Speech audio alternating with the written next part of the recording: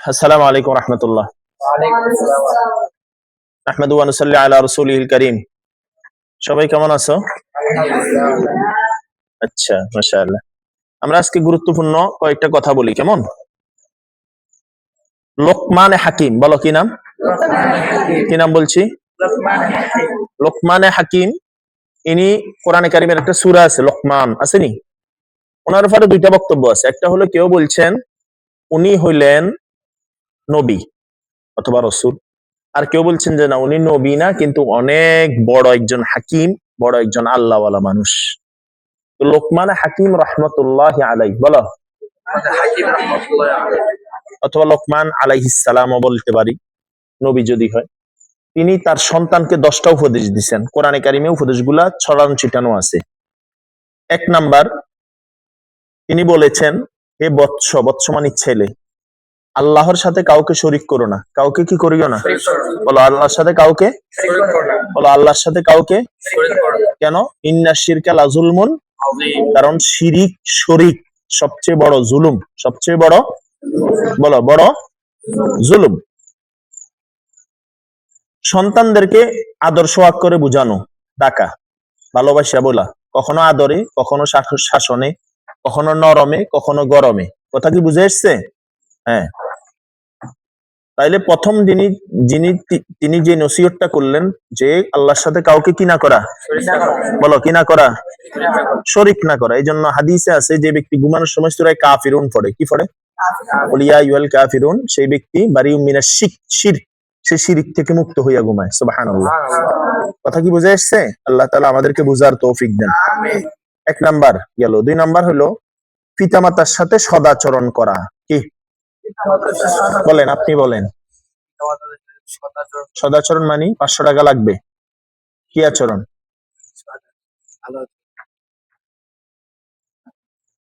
কেমন আচরণ? وقضى ربك ألا تعبدوا إلا إياه وبالوالدين إحسانا إما يبلغن عندك الكبار أحدهما أو كلاهما فلا تقل لهما উফ। বলেন উফ কি মানুষ খুশিতে বলে না বিরক্ত হইয়া বলে?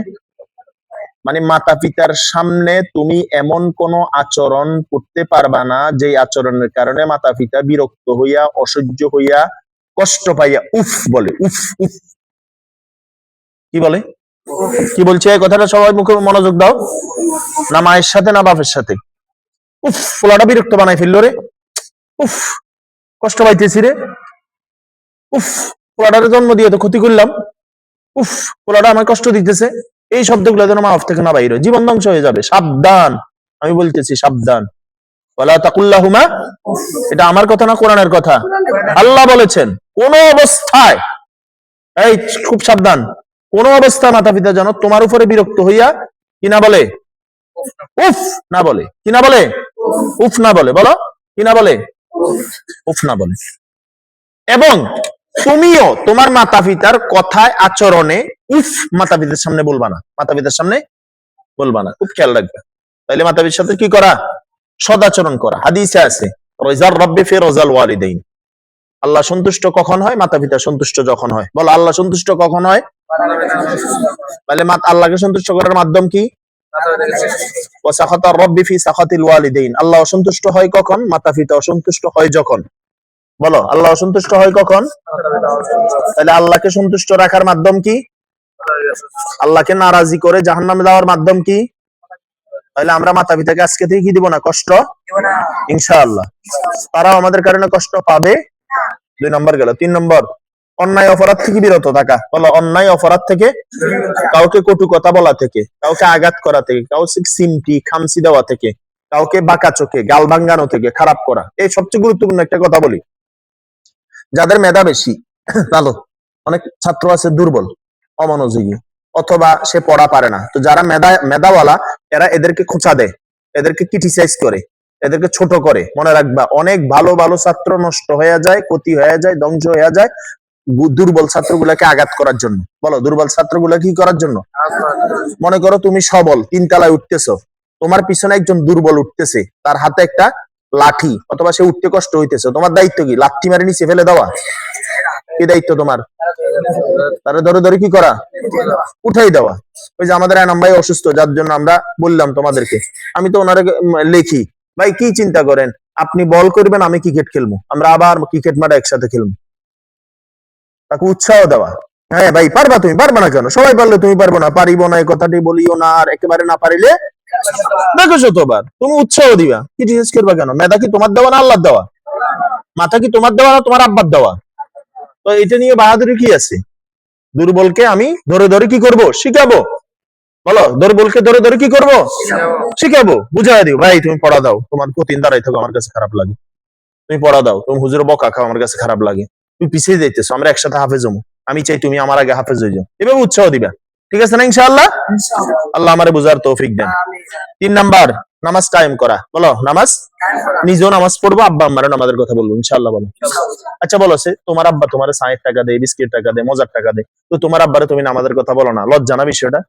বলবা ইনশাআল্লাহ, মায়েরে বলবা, বাফেরে বলবা, আর নিজেও নামাজ পড়বা, তোমার নামাজ সুন্দর হবে, তোমার সাথী ভাইদের নামাজ সুন্দর হবে, বলবা আমরা নামাজকে সুন্দর করবো ইনশাআল্লাহ। বলো, যার নামাজ সুন্দর তার জীবন সুন্দর, বল তার সব সুন্দর। সুন্দর বলছে সে, যার নামাজ সুন্দর তার সব সুন্দর। নামাজের হেফাজত করা, মনোযোগ দিয়ে ইনশাআল্লাহ। বলো, মানে কম্পিউটার স্টাইল নামাজ না, কে কার আগে নামাজ শেষ করবে, কে কার আগে পড়া শেষ করবে, এটা না প্রতিযোগিতা হওয়ার দরকার ছিল। তোমরা প্রতিযোগিতা করো কি, কে কার আগে নামাজ শেষ করবে, তাই না? কে কার আগে, ওইখানে যাও, কে কার আগে কি শেষ করবে, বলো, কে কার আগে। আমরা প্রতিযোগিতা করি কি, আসল দরকার ছিল কে কার আগে পড়া শেষ করবে। আচ্ছা, 5 নাম্বার, আচ্ছা এই সৎ কাজের আদর্শ মন্দ কাজের নিষেধ করা। বলো, সৎ কাজের আদর্শ, বলো সৎ কাজের, ভাই গালে দিও না, ঝগড়া করিও না, রাগারাগি করিও না, ঘুমের সময় ঘুমাইয়া যাও, পড়ার সময় পড়া দাও, খাওয়ার সময় খাও। আর সৎ কাজের আদেশ, ভাই চলো নামাজ পড়ি, মেসওয়াক করি, জিকির করি, টিস্যু ব্যবহার করি, আতর ব্যবহার করি। ভালো কাজের আদেশ দেওয়া, অসৎ কাজে কি করা, নিষেধ করা। 7 নাম্বার, 6 নাম্বার হলো বিপদে ধৈর্য ধারণ করা। বলো, বিপদে কি করা, বলো বিপদে কি করা, ধৈর্য ধারণ করা। একটা হঠাৎ করে ব্যথা পাইছে, ধৈর্য ধরা। হঠাৎ করে কোনো হুজুর বকা দিছে, ধৈর্য ধরা। কারোর সাথে বলতেছে না, ধৈর্য ধরা। মা কোনো কথা বলতেছে, ধৈর্য ধরা। ভাত হইসারে নাই, ধৈর্য ধরা। পড়া হইসারে নাই, হুজুর ডাকতেছে, ধৈর্য ধরে পড়া দেওয়া, শোনা। ঠিক আছে না ইনশাআল্লাহ? আল্লাহ আমাদেরকে বুঝার তৌফিক দেন, সবাই বলি আমিন। আচ্ছা, আরেকটা হলো মানুষকে অবজ্ঞা করো না, মানুষকে কি করিও না। কেউ সুন্দর, কেউ কেউ কালো, ঠিক না? কেউ খাটো, কেউ লম্বা, ঠিক না? কেউ বেশি সুন্দর, কেউ কম সুন্দর, ঠিক না? কারো কোনো অসুস্থতা, কারো অসুস্থতা নাই, এরকম আছে না? কেউ কাউকে অবজ্ঞা না করা, অবহেলা না করা, ছোট না করা। বলো, কি না করা? কারো বাপ রিক্সা চালায়, কারো বাপ ব্যাংকে চাকরি করে, কেউ কাউকে ছোট না করা। কারো বাপ এই নামাজ পড়ে না, কারো ভাই নামাজ পড়ে, কাউকে ছোট না করা। কারো বাপ বড়, কারো বাপ ছোট, কাউকে ছোট না করা। যার বাপ তার কাছে বড়, যার বাপ তার কাছে, যে তার কাছে বড়।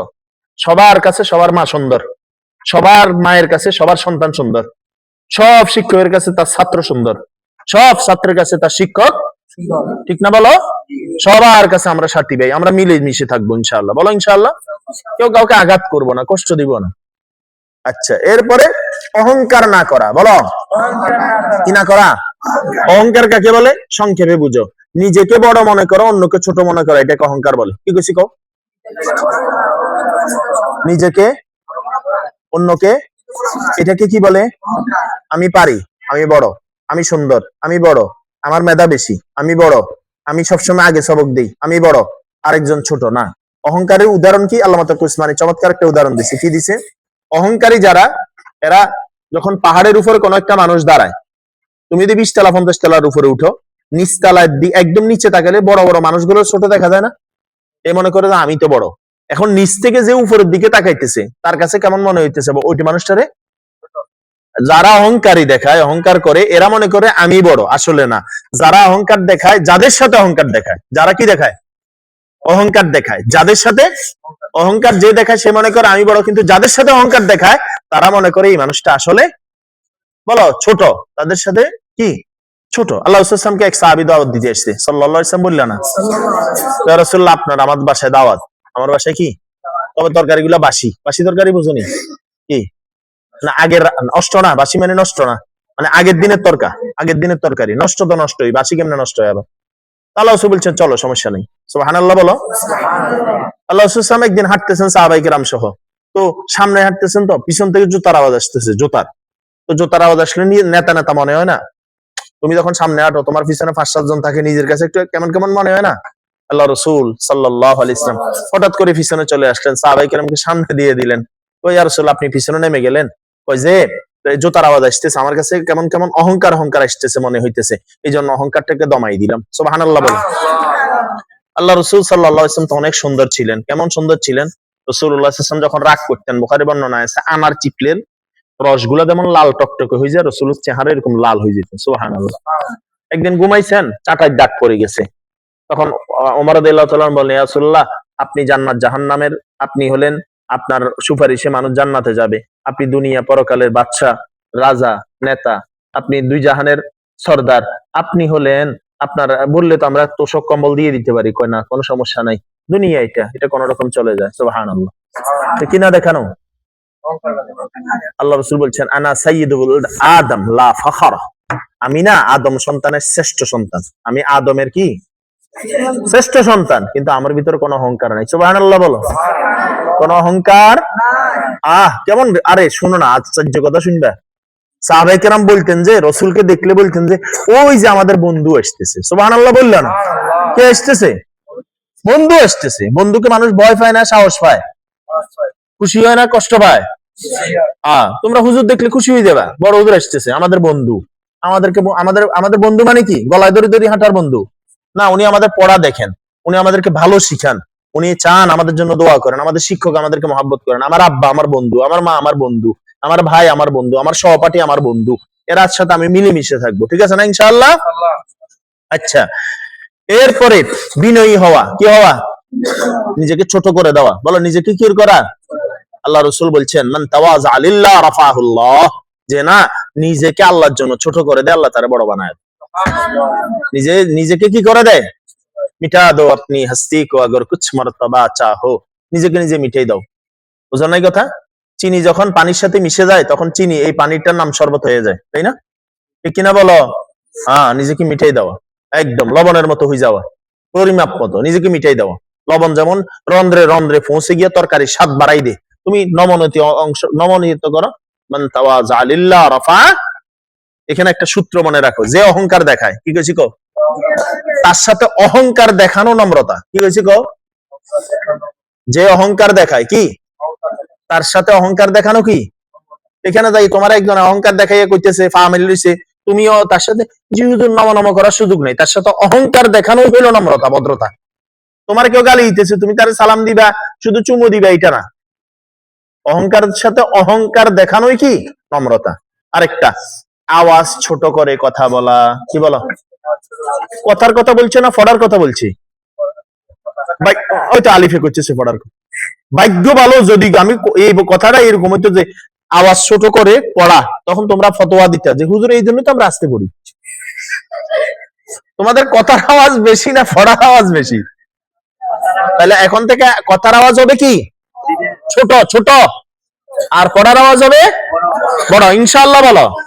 আল্লাহ তাআলা আমাদেরকে এই 10টা কথার উপর আমল করার তৌফিক দেন। পড়বো সবাই, পড়বো সময় অল্প, তবে পড়ার সময় করব না গল্প, শাসবক আমুক্তা নিয়মিত শোনাবো, হোক তা অল্প, ইনশাআল্লাহ। আল্লাহ তাআলা আমাদেরকে আমল করার তৌফিক দেন। সুবহানাকাল্লাহুম্মা বিহামদিকা আশহাদু আল্লা ইলাহা ইল্লা আনতা আস্তাগফিরুকা ওয়া আতুবু ইলাইক। নামাজে দাঁড়ান, এরপর ইনশাআল্লাহ সময় মতো ঘুমায়া যান।